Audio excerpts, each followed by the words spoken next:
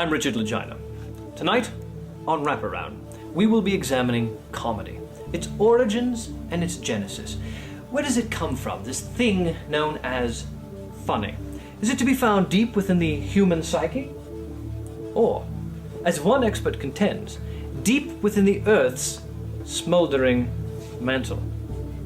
Tonight on Wraparound, we welcome expert Sir Doctor George Flightus, the preeminent authority in the archaeology of comedy, as well as the world's leading specialist in geohumorous tectonics, whose recent discovery may lead to an answer of where does comedy come from?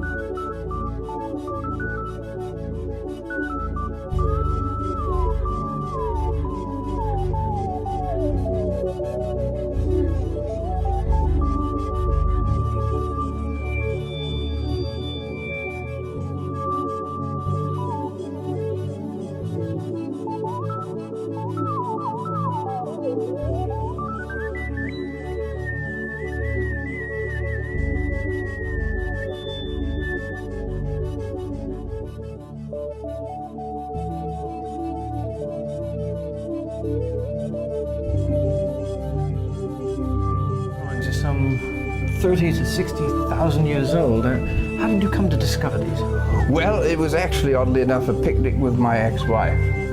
She left me here for dead, and after 3 days I realized it was open at both ends. The light was pouring in, and I stumbled out, and I looked up, and I saw these drawings. You see, like this one. This is the most remarkable one. Fascinating.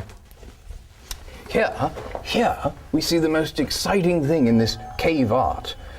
We find that a wounded bison is attacking a hapless villager, ripping him apart, as you can see, tearing him limb from limb. How do we know that's funny? Why would something so grisly be funny? Well, we know because of these highly detailed, extraordinary drawings of these men pointing sort of at him and laughing in a circle, observing the behavior. Now, is it crude? Yes. Barbaric? Yes. Funny? Most definitely. Except to that one. That one it's not very funny too. But comedy is tragedy plus time.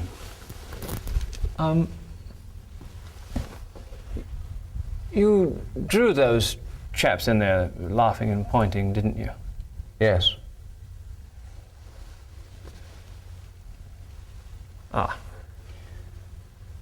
Well, perhaps sullying this priceless cave drawing has illustrated an important point. To these primitive people, savaging a hapless villager was a form of entertainment. Perhaps anything can be entertaining depending on how it's presented. Yes, or who endorses it as art. Like I said, this is cave art. Who knows? It might not have been. For all we know, it could have been like a stop sign to them.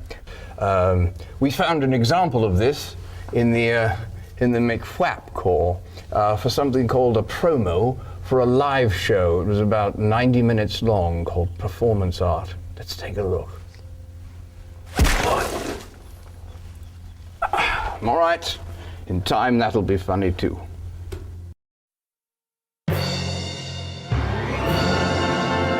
Extended for 6 more weeks. Straight from the Smithsonian Institute, presenting Derek Howard's World O' Hats! A one-man exaltation of the Chapeau!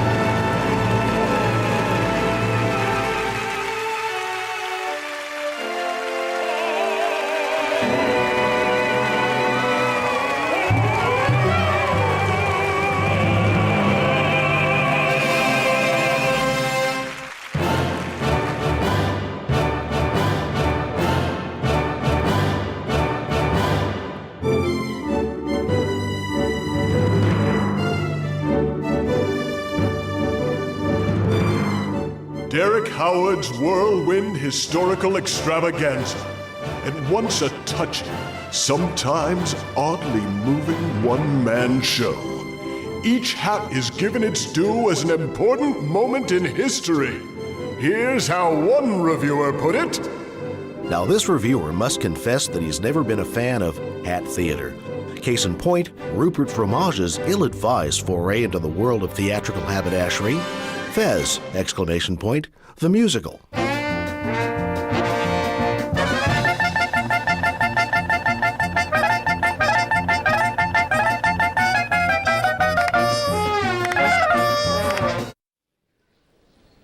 But upon Derek Howard's masterful brow, the world o' hats is transformed into the realm o' magic. When he starts a-changin', I start a-weepin'. It's the Hat-stacular stage event of the season.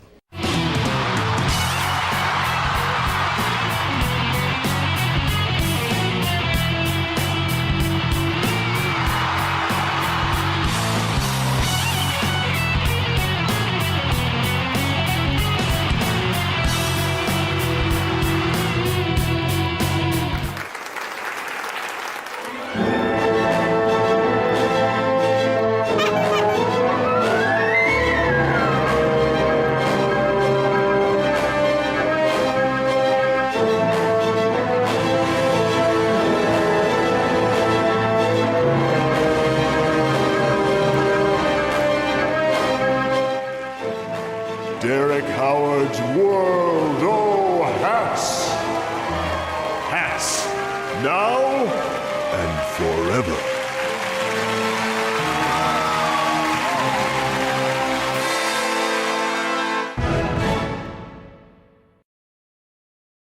Hello, I'm Prentice Voltaire. And so am I. Here now the news. Our top story Now, here is the news.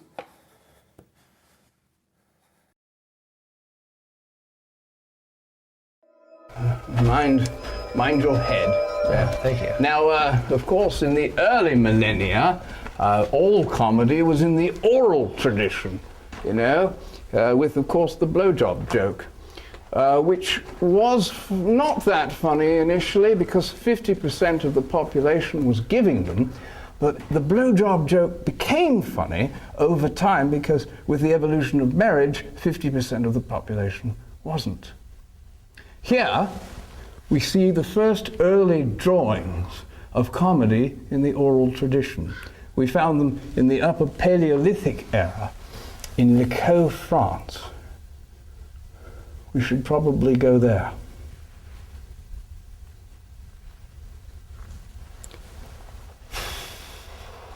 I am so sorry. That's not what I wanted to show you. Right. Watch your head here as you go. How about that picture of the blowjob? The Franklin Mint Foreskin Collection. Now you too can own a seminal piece of history. Every month, a different foreskin will be mailed to your home or office. This fine pewter representation can be mounted on an attractive pecan base, complete with certificate of authenticity from award-winning Moyle Rabbi Hiram Songping. Every month is another slice of history. The collection includes Albert Einstein, Aristotle, the remarkably tiny Jonas Salk, Winston Churchill, available in special 2-pack, Wolfgang Amadeus Mozart, the darkly romantic foreskin of Herman Melville, John Quincy Adams, St. Thomas Aquinas in mint condition, King Tutankhamun, pearlized penile sarcophagus extra, and artists like the Cubist Picasso, the well-worn Warhol, Georgia O'Keeffe, and the flaccid foreskin of Salvador Dali. Order now and your collection begins appropriately in March with Ulysses S. Grant. Yes! These foreskins have led the way of many a great man. The Franklin Mint Foreskin Collection. It's more than just hygienic. It's a little piece of history. Get yours today. Not intended to be an actual foreskin, merely a representation. Not available in all states. Pewter foreskin will not expand with polishing. I'm having shock treatments. Batteries not included.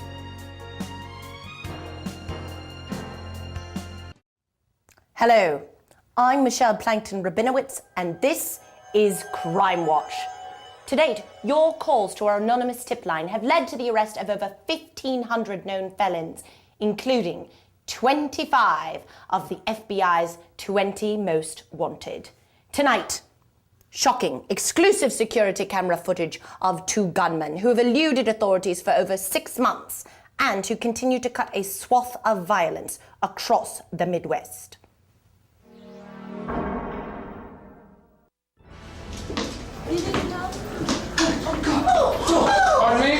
Pardon me, I'd like to make an announcement. Please do not make any sudden or distressing movements, as this would force me to cut you all down in a hail of gunfire. This is an intricately planned bank robbery. I'm sorry, if I was unduly brusque moving through to threaten the teller, I do apologize. I realize that the majority of your banking needs are most conveniently addressed during the customary lunch hour.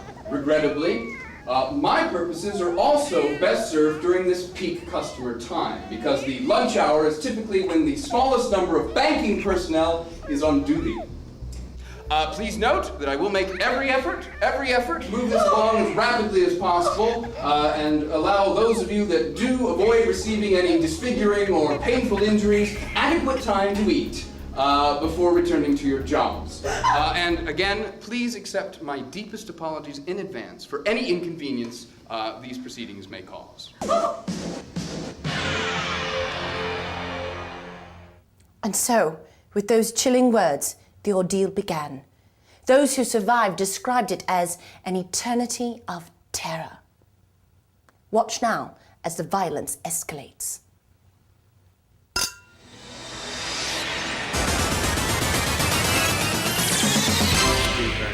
In conclusion, and I do think that this certainly bears repeating, yet again, any needless heroics could very well get you shot and result in some secondary damage needlessly to that very lovely William Morris patterned wallpaper. Why not?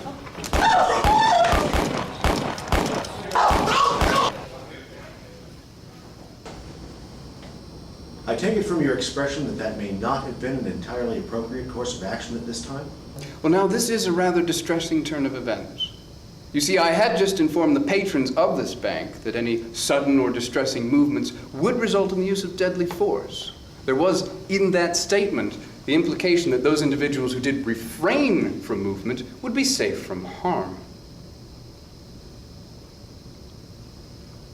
It would appear that incentive has now been subverted. A bank teller, brutally murdered, and the maniacal disdain of the savage killers. Never before in the history of recorded crime have such atrocious acts been carried out with such bloodthirsty civility.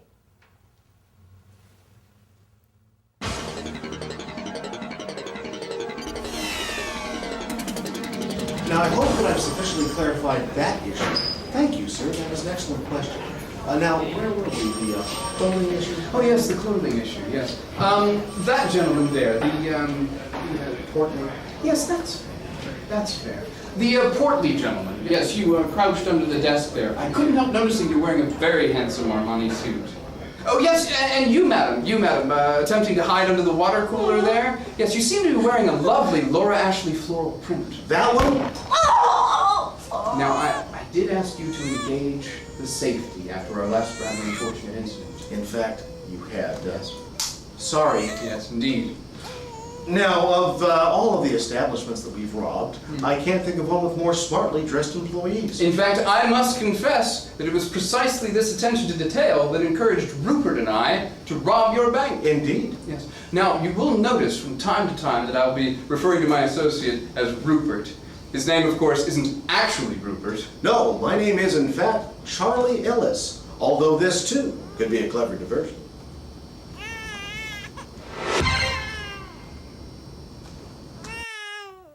Charlie Ellis and Rupert. That is all that law enforcement officials have to go on at the moment. These chilling scenes captured on video and the eyewitness testimony of the survivors provide tantalizingly little as to the identity and location of what law enforcement officials have come to refer to as the 2 very polite guys. This terrified mother of one seen here in line, desperately clutching her baby, spoke to us here in the studio. Well, my baby started to cry, and the first robber, Rupert, or was it Charlie Ellis? Well, he put a gun to my baby's head, and he apologized that it might be necessary to shoot him in the head and the chest unless I could find some way to quiet him. Well, as a mom, I can understand how distracting a crying baby can be, and if you're trying to rob a bank, well, I mean, I know he said he would shoot my baby, but it seemed perfectly reasonable at the time.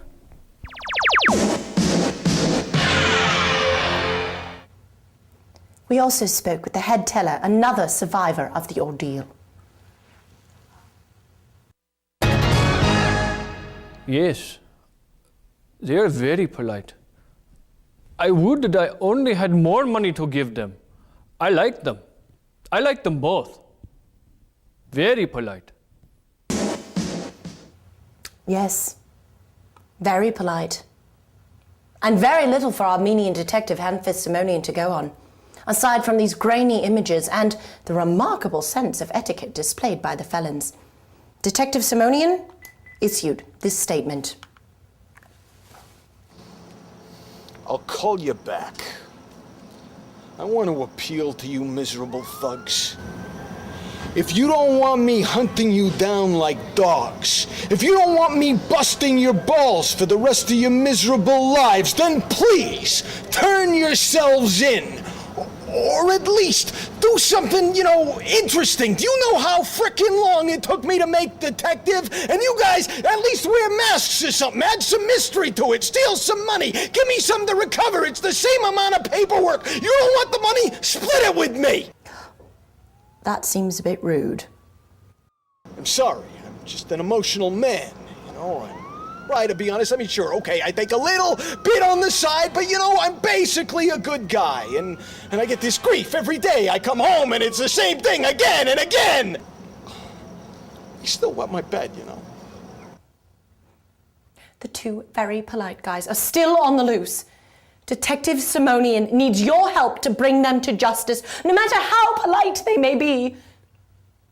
If anyone has any information on the whereabouts of the two very polite guys, please call our Crime Watch anonymous tip hotline at 1-800-GET-THEM. I'm Michelle Plankton-Rabinowitz. Good night.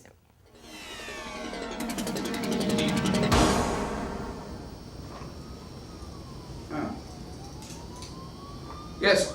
Well, we seem to be out of time. Again? Yes, regrettably. Perhaps we were a bit too verbose.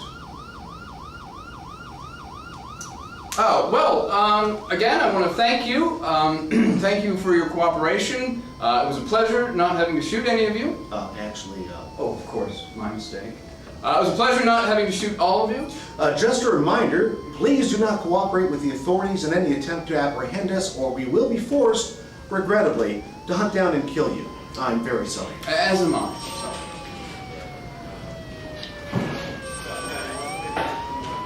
Very good. Now, Richard, it's interesting to note the layers of comic strata you'll find in this McFwap core sample. The oldest form of comedy, of course, is the pun. Just down there, that's the pun area. Also, just above that, we have the rind of banana era and the pie of cream era, both sort of married together. There was a lot of cataclysm in this area. It was very simple comedy, very violent, but often funny. Now, from these Harlequinesque sort of fragments and the telltale smell of sulfur and Brussels sprouts, actually the Brussels sprouts are me. I hope that's all right. You'll tell this is the Commedia del Farte area. See this pocket of air right here? This clear area in here indicates Commedia del Farte, which actually separated the area. They just wanted to get away from it, and who can blame them at this point? Now, you'll see here, in this great divide, Carlos, you may want to fix this when I'm done with it. You'll see the black and white era right here. You see where this sort of area is? That area? Wow. This is the black and white era. Now, it's divided into two distinct periods. You'll see a gray slate area with keystone in it. There's also the silent period, or the Emmett Kelly period, if you will. Notice the keystoning also has the keystone cop area in here. Now, a fossilized mustache, can you see that? A fossilized mustache was found in the Chaplin-esque era, which is right there. Well, they did do some silent era comedy, but there's always an element of sound to it. For example, let's take a look at this.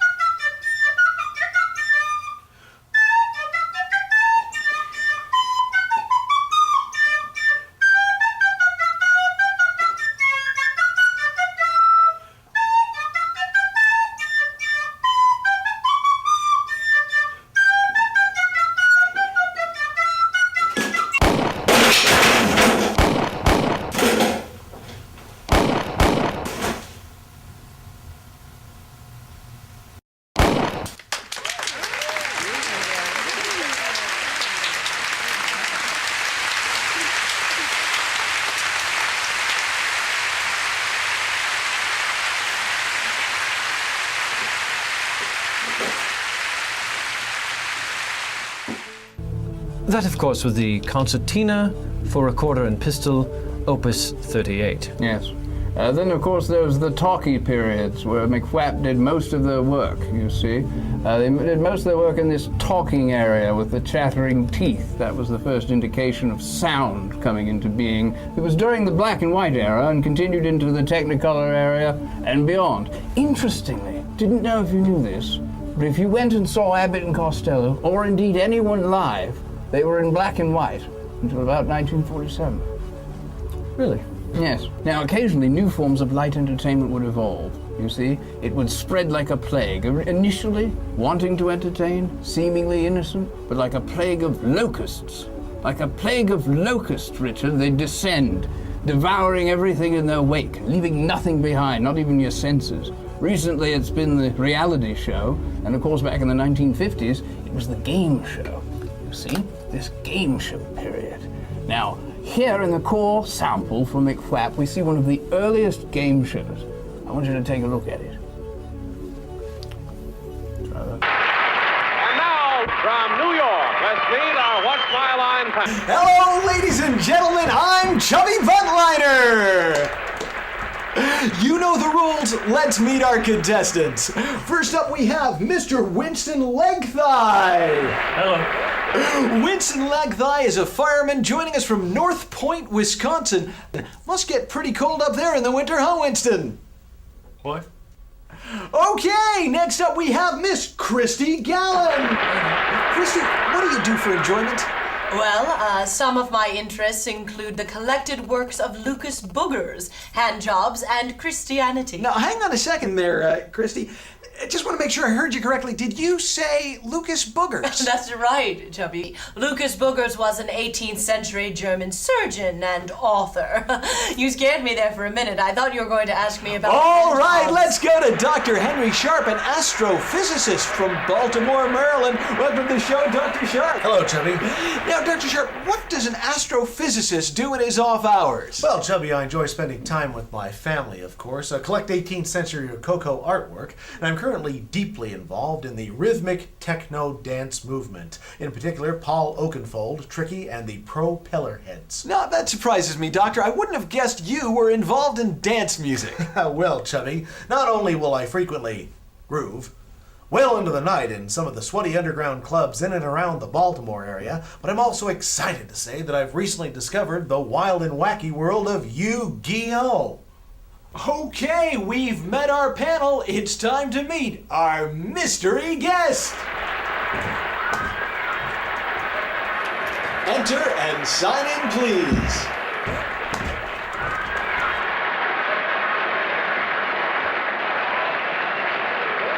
Okay.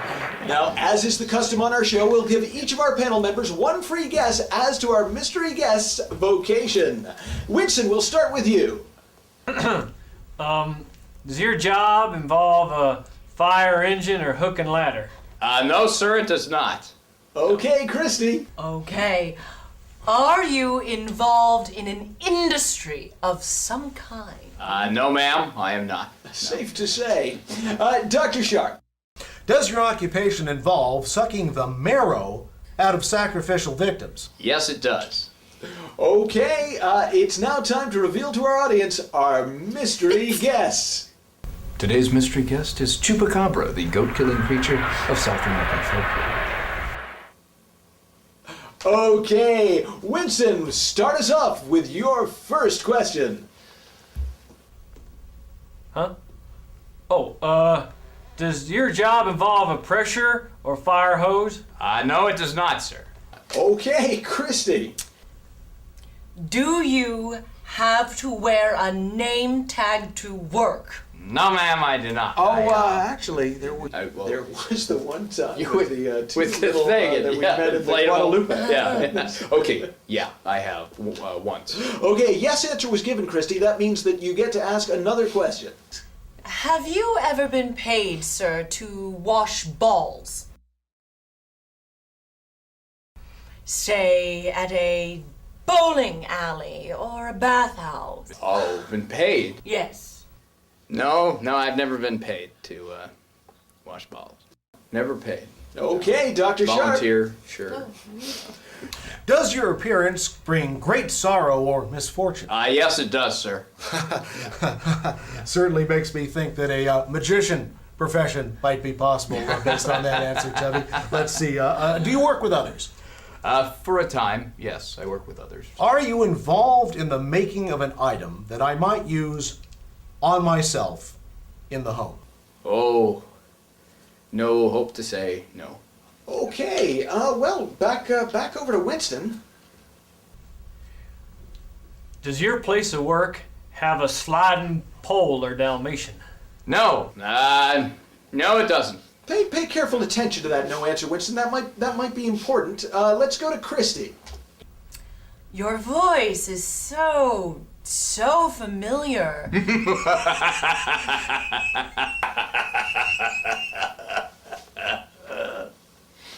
Yes. Might I have seen you on a show? Including this one? Yes. So you are on this show? Yes. Right now? Yes.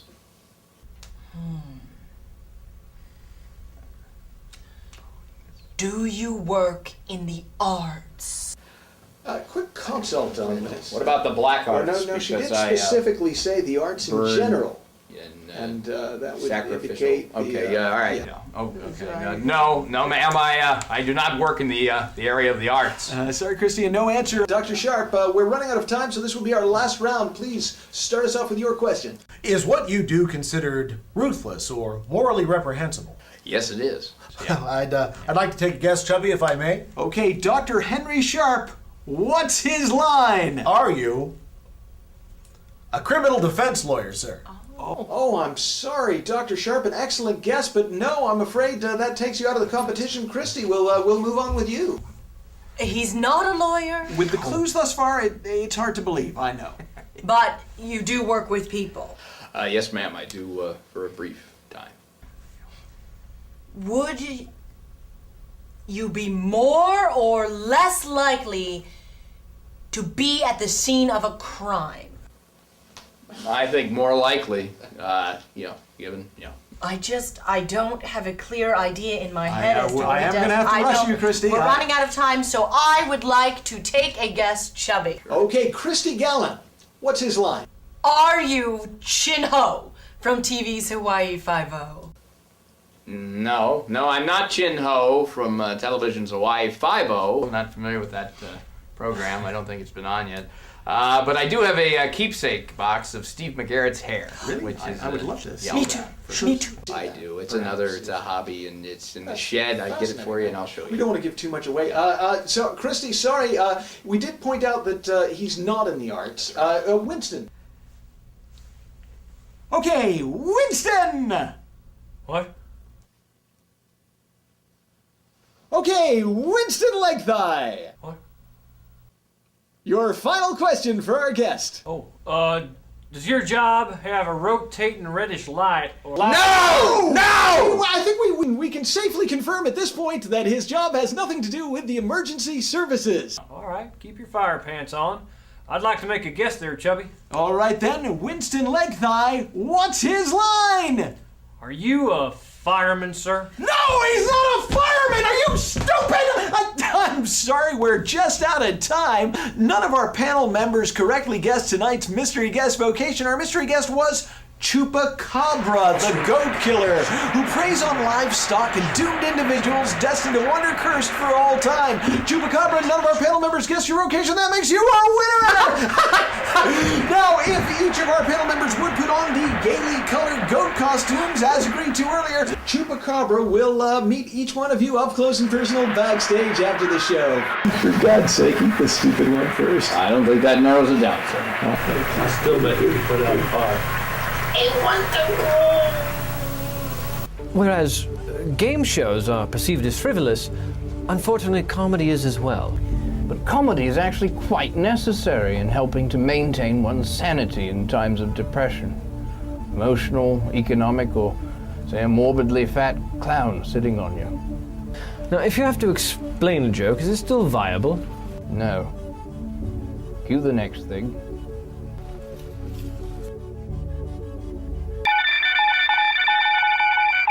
Due to recent industry downturns, more massive layoffs in all industries. For more, let's go to Mirna Montez. On location. Mirna?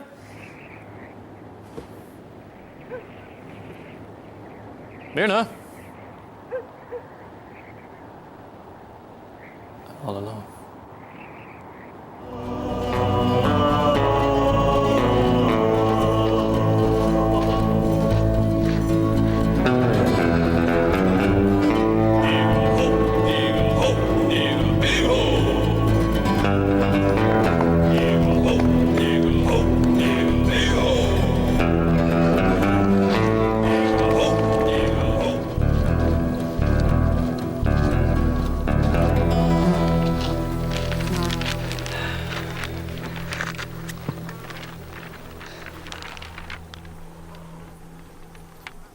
Been waiting here long?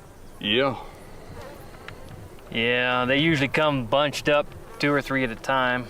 Yeah, I'd imagine. Still, lovely day, not precipitous or anything. You often take the bus? No, my transmission gave out. I see you got a critter through your head. Yes, sir, I do. Yeah, I had a mole once. Yeah. I had it removed. Yeah. Started changing colors. Oh, yeah, they can be dangerous when that happens. Yeah, the doctor said we caught it before it became aggressive. My aunt had a minky in her armpit. Minky? Like the chimpanzee? No, like the mink. Yeah. Minky, as she used to say. Yeah. She always smelled lovely and fragrant, never had to wear deodorant or cologne, and always looked like she was going out for the evening. Yeah, they can make wonderful accessories when they're well draped. My sister had a well-draped beaver. Still, if that thing starts changing size or color, you better get it checked out. What thing? Well, that wild boar through your head. Oh, this is not a wild boar. It's This not? is the alpine marmot, or Corpus marmota marmota in the Latin. Say it with me. Corpus marmota marmota. Yeah, the wild boar is nearly impossible to mount cranially. Yeah. It's a beaut. Thank you. Her name's Greta. Yeah, you know, since I had my mole removed, I feel kind of funny, kind of naked, without an animal. I'm thinking of having a Thompson's gazelle embedded in my testicles. But then it wouldn't show. Well, I like the element of surprise. Oh, yeah. You know, when you get a girl back to your place, guess what I got in here for you, girl? You'd have the horn, of course. Twice over. Yeah, double wide. Double the pleasure. Now, wait a second, though. I'd imagine you'd have to drop trowel every, half hour. Allow that thing to graze. Oh, you think that'd be a problem? Well, not if you had a dead one implanted. You see, I know a brilliant cosmetic taxidermist. Dead? It can't be dead. Stunned, maybe. Stunned? Imagine you, boy. You're on that bus riding around, all of a sudden that stunned animal wakes up all bewildered and all. It wants to giddy up. That could be, that'd be painful. Embarrassing. Embarrassing.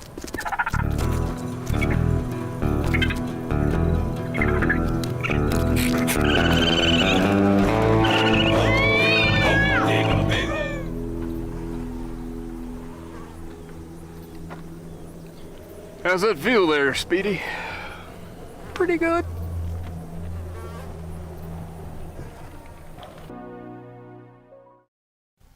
Are you tired of having to drop trout every time your Thompson's gazelle feels peckish? Are the kids in your hair shouting, screaming, making noise all the day long? Is there some obnoxious bore at the movies who keeps talking yap, yap, yap, yap, yap all the way through the movie?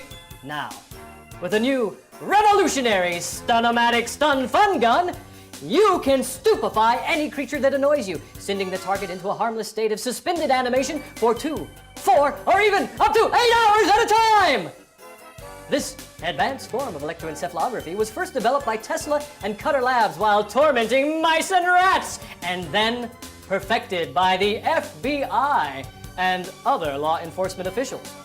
The Stun-o-matic Stun Fun Gun uses a revolutionary new patented technology, Smart Current, TM, to send a concentrated 20,000 volts of electricity straight to the medulla oblongata, seat of the reptilian brain, rendering all motor functions inoperable, save those necessary for survival. Here's what some satisfied customers have to say. Well, I got me 4 little ones. 2 by Billy Joel, he was my first husband. The 3rd was by Curtis Sleet. He's that bass player for that country rock crossover band Cactus Death.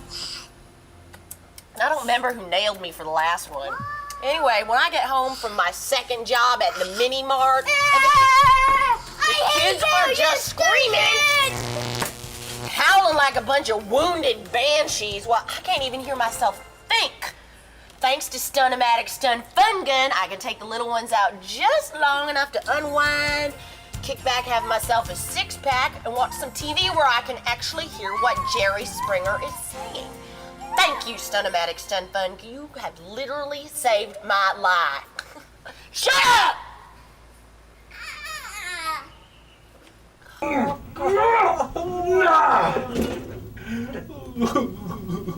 Oh, wrong one. Hello! As a dentistry professional, pain and regrettably pain management are delightful parts of my job. Is it safe? Is it safe? Is it safe? Is it safe?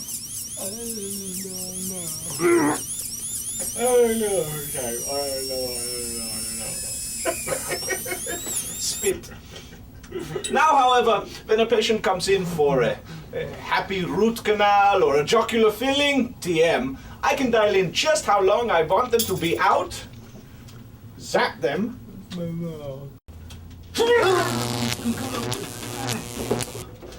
and they feel no exalted pain or pleasant discomfort throughout the entire blissful procedure.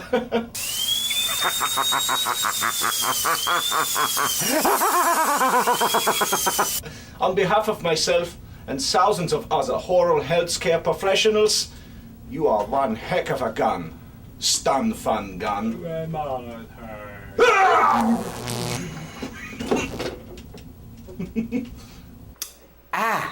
Mocha.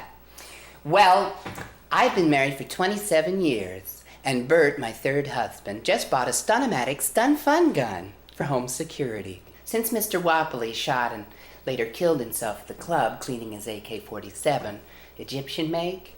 And Bert's always been a little hanky about having conventional firearms in her boudoir.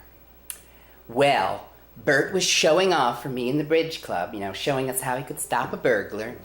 And he just dressed up a little Pomeranian that we found in the neighborhood as a burglar. And just as he was lunging, he slipped and he took himself out. Thank goodness it wasn't one of those AK-47s, because the bolt action is really hinky. Let me tell you, Bert folded like a card table. And I thought it was funny. Then I started tickling him and teasing him there on the carpet, and I wondered, how many actions that are involuntary are really involuntary? Well, let me tell you, it all worked. And Bert and I now make a date every evening, only I take him out with Stun-O-Matic Stun Fun Gun. Thanks for making me feel young again. Bert? Mommy needs her bean fiddled. Aw. Stun-O-Matic Stun Fun Gun. Thanks for making me feel young again. Thank you. And Bert thanks you. Don't you, Bert? Say thank you clearly. Right.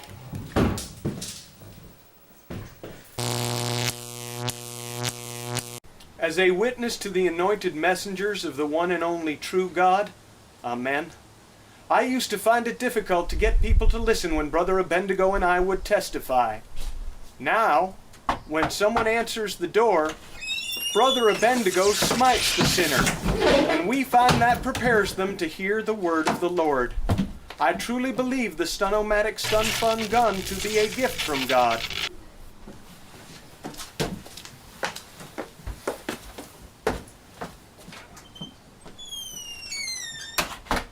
The new revolutionary Stun-O-Matic Stun Fun Gun! Get yours before someone gets you!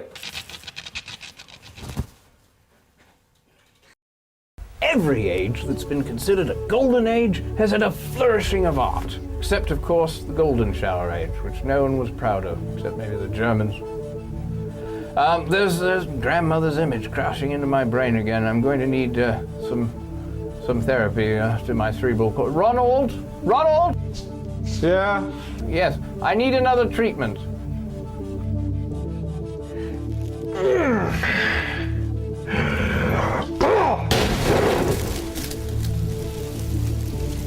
Now, that's comedy. Subversion of expectations through comedy. Now, some would be amused by this watermelon tomfoolery and pay $50 to see a sort of thing like this. I call that period the idiot period, which continues to this day. And speaking of, here's a piece I really liked.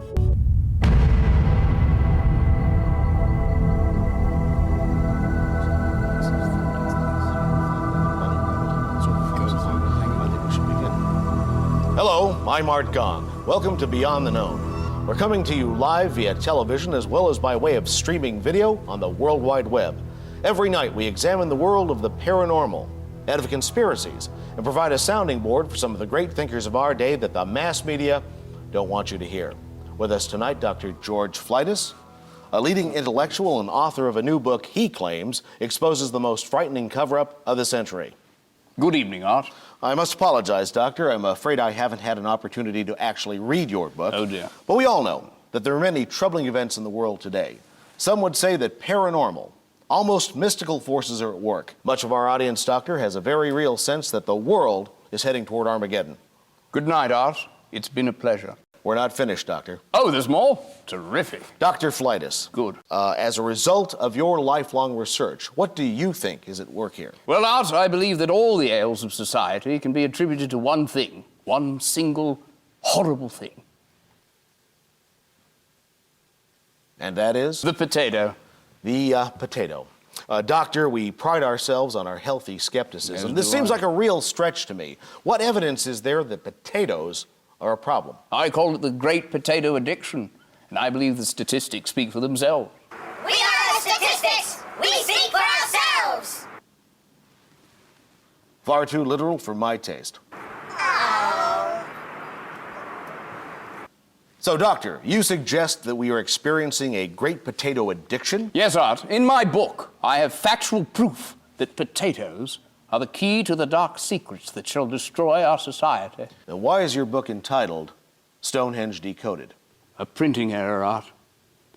And it seems to help the sales. Come on, how can potatoes be dangerous? They contain no toxins or carcinogens and have been accepted as harmless for centuries. There are no facts to back up this hypothesis. Or are there? Yes, well, perhaps it would interest you to know that 99.9% of all adult criminals currently serving sentences of 10 years or more have eaten potatoes at some point in their lives. Fact! Yes, Doctor, that certainly is a fact. It but is indeed. You mean to say that they lead a life of crime because they've eaten potatoes? Many of them were casual potato users. Have you linked the potato to death in all cases? No, but my research has found that of those people, potato users, born between 1900 and 1920, regardless of age, race, creed, sex, religion, known to have eaten potatoes, there's been an eventual 100% mortality. Fact!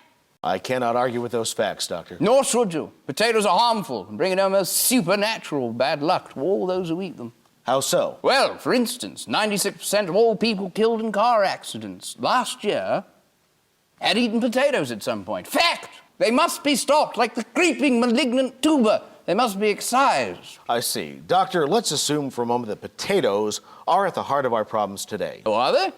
Good Lord. I understand that you have prepared a demonstration of how potatoes can be dangerous. Oh, yes. This is Miss Eifling Trapeza, my assistant and au pair. And as you can see, she has two well-formed potatoes. Yes, goodness, I can see that. Yeah. Those watching on our webcam can see that as well, I'm sure. Can we see the webcam version of this, please? If you would, Miss Eifling.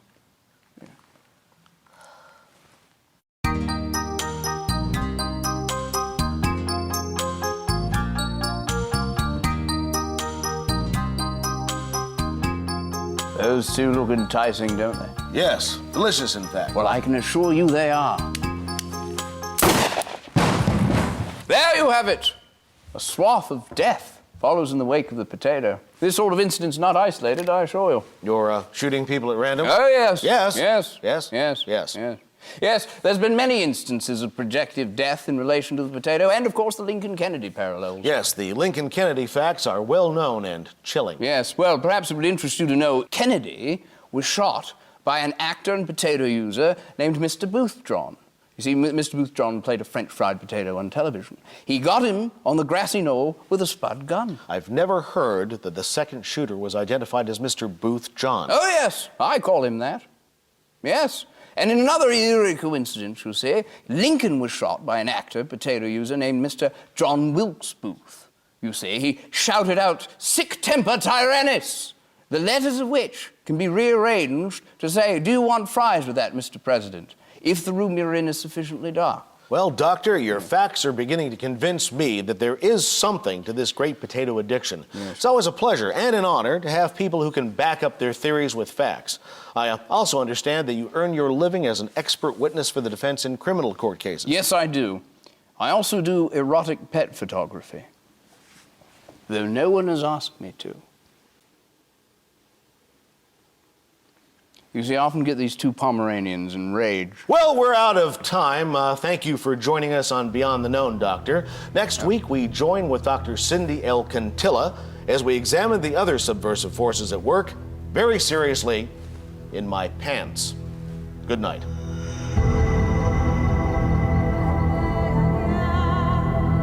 Those pants.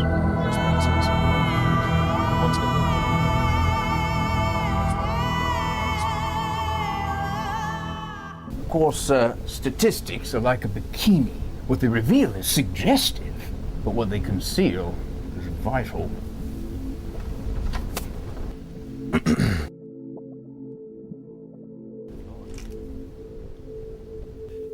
Is this an illustration of that?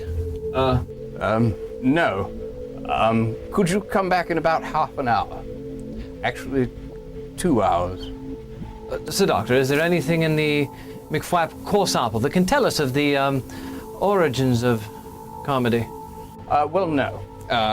Actually, we did find this ancient piece of shoe, which through carbon online dating, we placed in the late Cretaceous period, about 85 million years ago,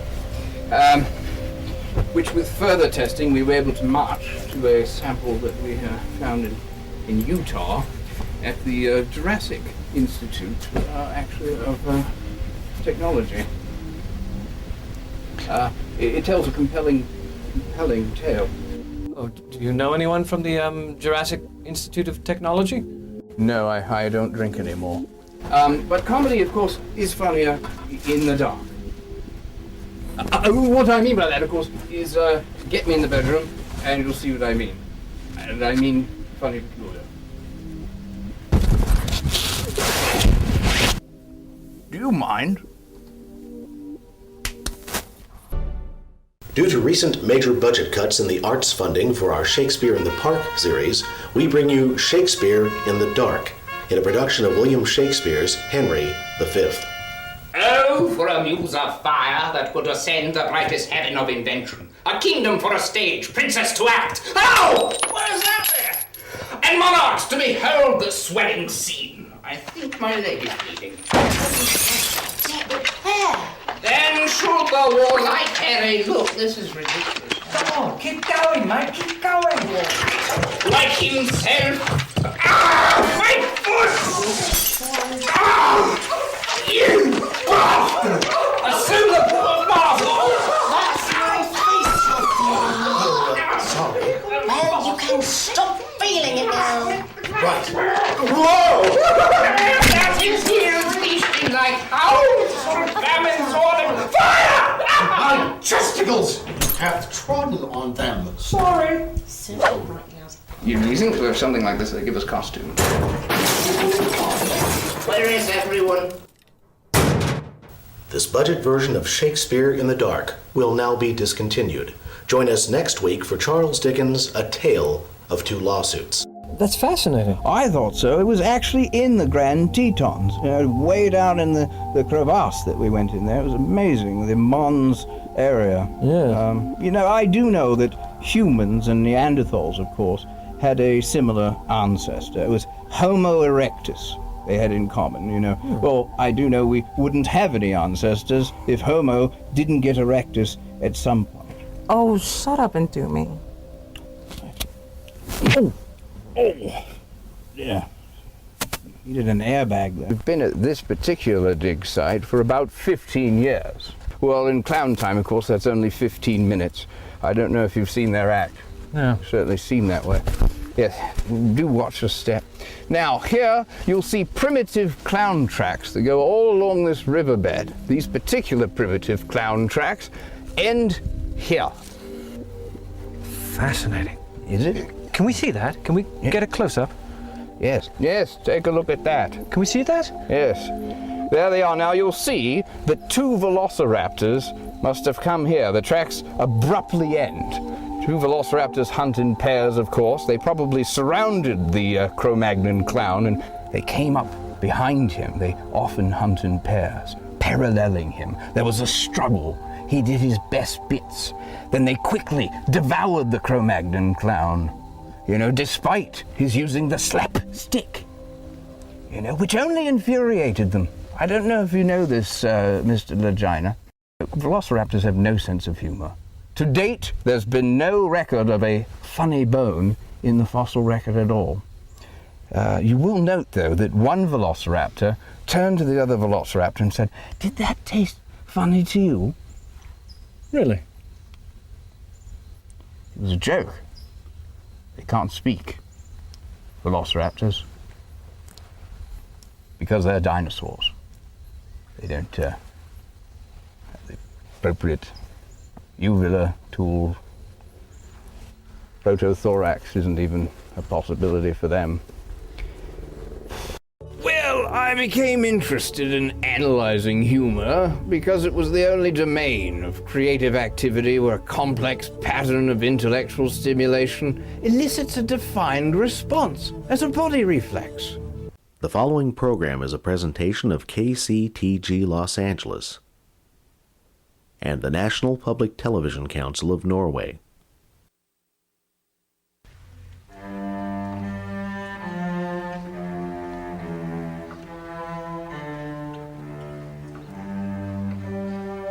Hello and welcome to Cinema Chat. I am your host, Sten Torkelsen, a documentary filmmaker from Oslo, Norway. And with me is my lover and co-host, Titania van der Hooter, chief film reviewer for Gosh, the internet magazine of Marxism, cinema, and vegetarian cuisine. Yeah? For a limited time only, visit www.exploitedworkingclass.com, click on the icon of Frederick Ingalls, and receive a free copy of Titania's latest book in the Cooking for the Proletariat series, 100 Sensational Recipes with the Rat Cheese. The rat cheese. Well, tonight's show is a special labor of love for me, as we will be focusing on the subject of a documentary that I've been working on for nearly 2 years now. Of course, I'm referring to the much-loved and highly influential Norwegian comedy team of the Sturm and Drang. Let us take a look now at this rarely seen clip from their debut at the International Cabbage Chopping Festival in Trondheim, Norway in 1960 and 2.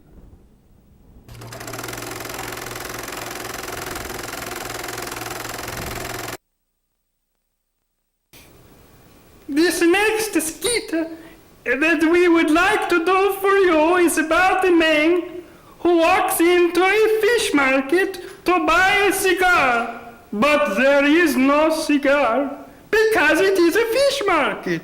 We do this for you now.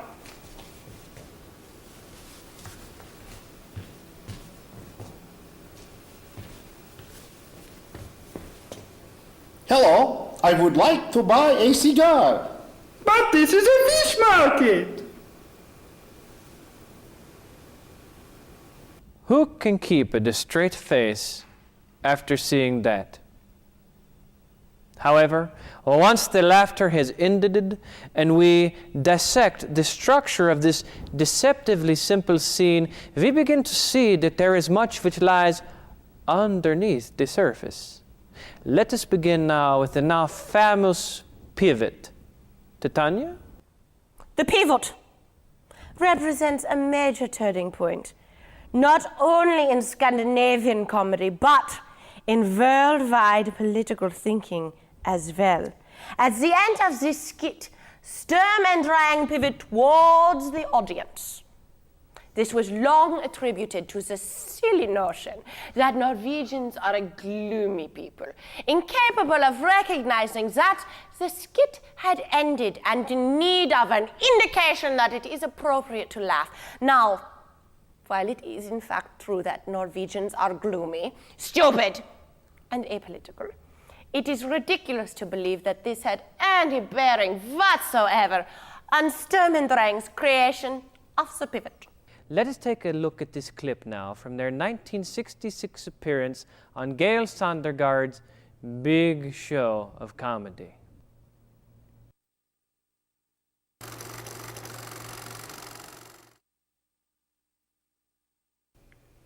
This next skit that we'd like to do for you is about a man who walks into a hardware store to buy a meat pie.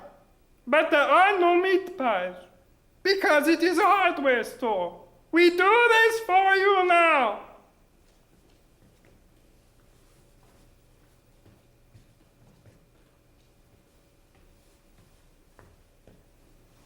Hello, I would like to buy a meat pie. But this is a hardware store.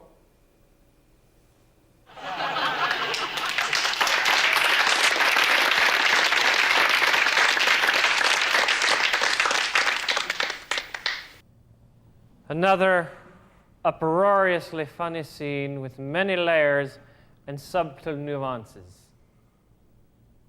Titania? Sten, you are a capitalist pig. Yeah. This skit is a clear indictment of the callousness of the military-industrial complex, represented here by Sturm's officious hardware store owner. Further, this skit calls into question humankind's practice of enslaving other species to use them as a food supply. This discreet yet profound theme is brought poignantly to life through yet another brilliant characterization by Drang as the laconic seeker of meat pies. For further investigation into the deeper concepts in the work of Sturm and Drang, let us now view this rarely seen interview with Professor Gunther Speer of the Odessa Film Institute in Santa Eva, Brazil.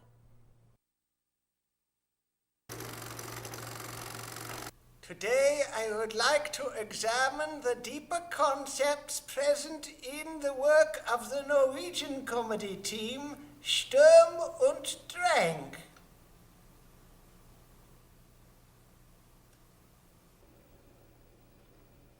This next skit that we would like to do for you is about a man who walks into a haberdashery to buy a hammer.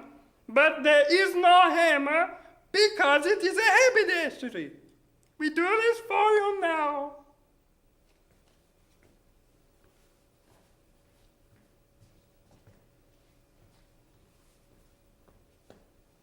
Hello, I would like to buy a hammer. But this is a haberdashery.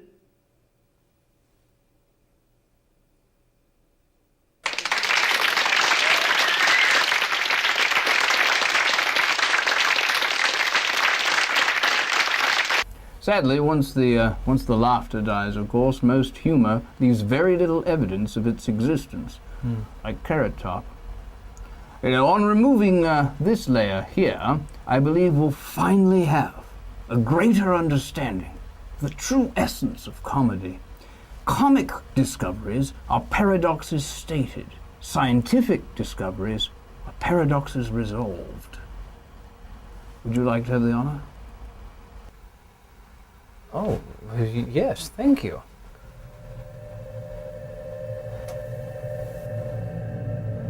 Oh my God. It's full of stars. There's Jack Benny, Bill Cosby, Patty Dick.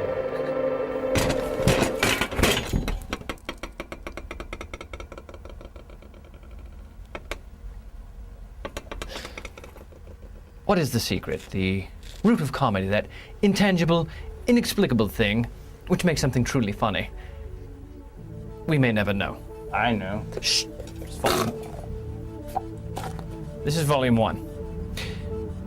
But we shall never cease from questing for the answers to the human comedy, from the divine to the sublime. And perhaps life is not without its irony, in that if any of these questions were ever answered, I'd be without a job. I'm Richard Lagina, and this is Wraparound.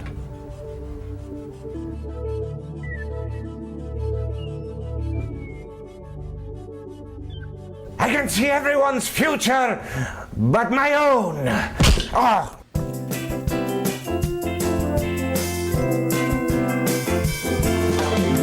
Smiling at everything she meets. Laughter breaks out on the street. And the occasion the child. And you know you're going to do it, 'cause there's really nothing to it. It's a sunshine super day.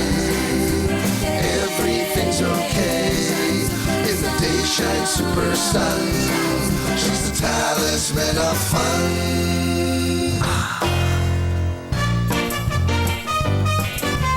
Sunshine super day.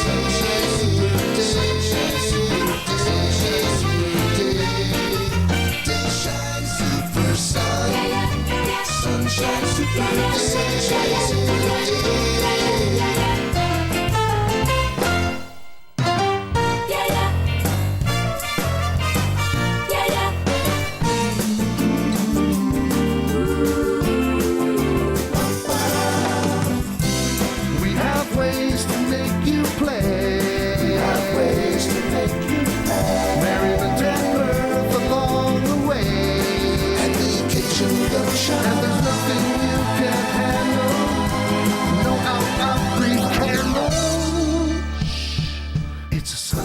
super day.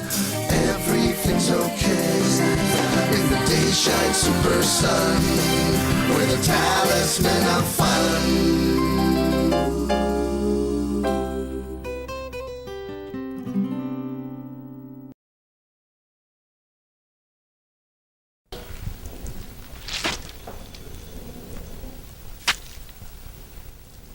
Oh, God.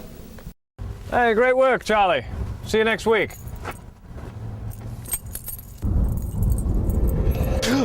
You did this. You will answer to the dark laughter of the clowns. I swallowed the bug. Oh, it's terrible. Oh, God. Oh, don't look at me. Leave me in my shame. You will be visited by the clowns. More clowns as opposed to just the one. Oh, God. It's embarrassing. Where's the stupid clown card? Oh, God. Jesus. Oh. Oh, dear. He's right. They do drink.